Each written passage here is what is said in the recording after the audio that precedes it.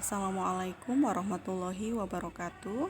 Kawan-kawan semuanya, dalam video kali ini saya akan memberikan ulasan terkait dengan materi pertama kita, yaitu kondisi masyarakat Arab sebelum Islam atau kondisi Arab pra-Islam, ya. Oke. Yang pertama, kita akan bahas terkait dengan kepercayaan masyarakat Arab sebelum Islam. Jadi sebelum Islam datang, itu masyarakat Arab itu sudah mempunyai agama atau kepercayaan, ya. Dan itu tidak hanya satu, maksudnya tidak hanya satu agama atau satu kepercayaan saja, tetapi itu banyak, ya. Mulai dari yang pertama itu agama yang dikenalkan oleh Nabi Ibrahim alaihi salam, yang kita tahu yaitu agama tauhid atau agama Hanif, yang kemudian dibawa oleh putranya Ismail alaihi salam. Tapi setelah kemudian Ismail alaihi salam itu wafat, ini untuk penganutnya itu semakin berkurang, ya, karena belum ada yang melanjutkan, sampai akhirnya tiba saatnya ketika Amir bin Lubai itu menyebarkan kepercayaan untuk menyembah berhala. Jadi ketika Amir bin Lubai itu melakukan sebuah perjalanan ke suatu tempat, dia melihat beberapa kelompok masyarakat yang melakukan penyembahan terhadap berhala. Itulah yang kemudian dipelajari oleh Amir bin Lubai, dan ketika dia kembali, dia menyebarkan kepercayaan itu, yaitu dengan meletakkan berhala-berhala di sekitar Ka'bah, ya, diantaranya seperti Hubal, Lata, Uzza, Mana, ya, itu diletakkan di sekitaran Ka'bah dengan alasan bahwa berhala-berhala itu merupakan perantara untuk melakukan penyembahan terhadap Tuhan. Nah, sampai disitulah kemudian agama Watsani ini atau paganisme atau penyembahan terhadap berhala ini kemudian menyebar di seluruh jazirah Arabia. Nah, itu yang kemudian agama Watsani atau paganisme inilah yang mendorong atau menyebabkan masyarakat Arab pra-Islam itu disebut sebagai masyarakat jahiliyah. Kenapa? Karena sebetulnya kata jahiliyah di sini itu tidak kemudian diidentikan dengan kebodohan. Kebodohan di sini berarti kan IQ-nya lemah atau rendah begitu, ya. Karena pada kenyataannya masyarakat Arab pra-Islam mereka sudah mempunyai peradaban yang maju. Itu dibuktikan dengan apa? Dengan adanya sistem perekonomian yang memang sudah bagus. Mereka sudah bisa mendirikan sebuah kerajaan seperti kerajaan Sabah. Itu kan juga merupakan bukti bahwa mereka sudah mempunyai peradaban yang maju. Jadi jahiliyah di sini itu lebih ditekankan kepada bahwa mereka dianugerahi kecerdasan intelektual yang tinggi, tapi itu tidak digunakan untuk melihat tanda-tanda kebesaran Allah Subhanahu wa taala atau bodoh dari keimanan begitu, ya. Itu yang disebut jahiliyah. Ini penyimpangan terhadap keimanan yang mereka lakukan ada 3 diantaranya. Yang pertama, mereka melakukan penyembahan terhadap berhala. Yang kedua, penyembahan terhadap malaikat, karena mereka berpikir bahwa atau menganggap bahwa malaikat merupakan putri Tuhan, ya. Ketika kemana-mana mereka itu diikuti oleh malaikat, jadi mereka lebih takut kepada malaikat begitu, ya. Kemudian menyembah jin, ruh atau hantu. Ini juga sama seperti di Indonesia ketika dulu sebelum Islam datang, adanya kepercayaan animisme dan dinamisme, seperti itu halnya. Nah, ada beberapa faktor kenapa mereka yang menyebabkan penyimpangan yang mereka lakukan. Yang pertama itu kebutuhan akan keberadaan Tuhan. Karena kan mereka ketika mereka tidak bisa menyelesaikan masalah mereka, tentunya mereka butuh satu kekuatan yang menurut mereka itu berasal dari Tuhan. Nah, kekuatan itu bermacam-macam, ya. Ada yang menganggap bulan dan bintang sebagai Tuhan, ada yang menganggap matahari mempunyai kekuatan yang luar biasa, ada yang tadi berhala, ada yang menyimbolkan malaikat dan lain sebagainya seperti itu. Kemudian kecenderungan mengagungkan leluhur. Ya, ketika mereka sudah mempunyai tradisi menyembah berhala, keturunan-keturunannya pun akan melakukan hal itu karena itu yang diajarkan oleh leluhur mereka. Kemudian rasa takut terhadap kekuatan alam seperti bencana, seperti itu ya. Nah, ini hadis yang dari Bukhari yang menjelaskan bahwa memang pada kondisi masyarakat Arab pra-Islam itu mereka menyembah berhala.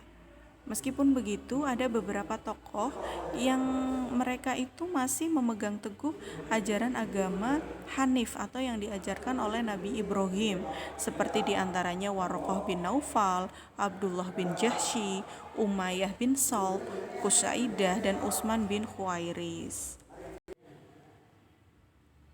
Ya, jadi selanjutnya itu kondisi sosial masyarakat Mekah sebelum Islam.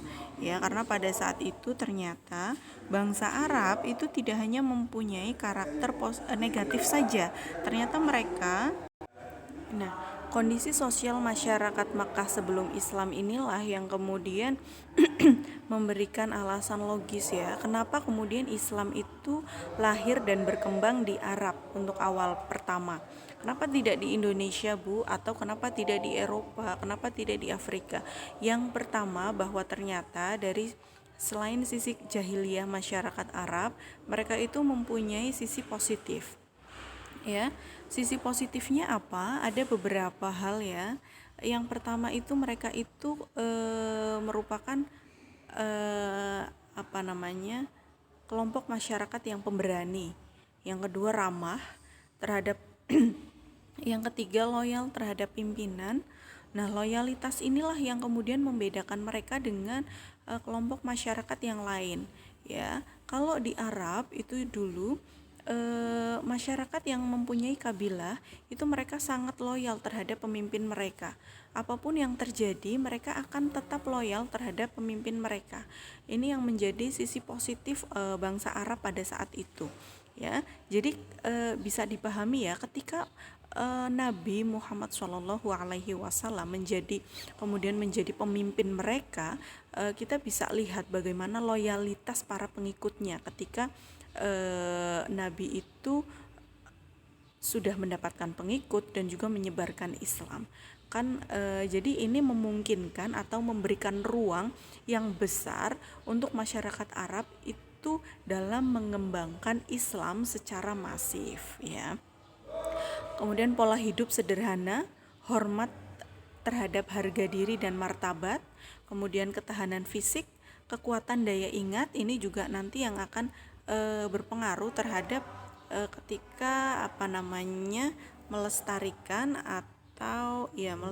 atau pembukuan Al-Quran dan hadis ya.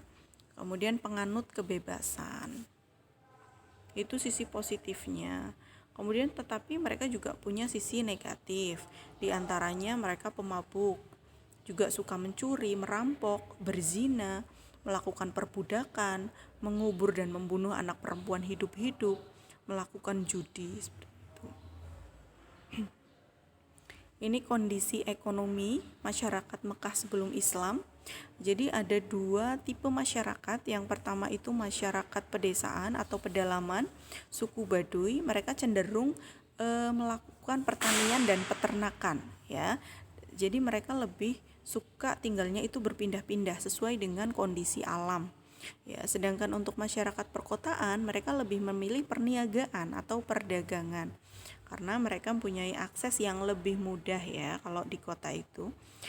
Nah, untuk pasarnya, pasar atau tempat dalam melakukan transaksi jual beli itu juga dikenal dengan konsep pasar multifungsi.